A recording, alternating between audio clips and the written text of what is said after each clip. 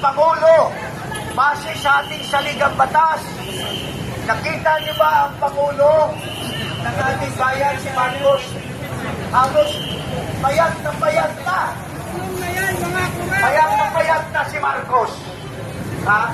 Hindi pa rin niya sinasabi sa ating mga kababayan base sa Section 12, Article 7 na kung malubha ang kalagayan, ang health ng ating Pangulo ay kailangan sabihin niya sa taong bayan kung may kakayahan pa siya mamuno sa ating bansa.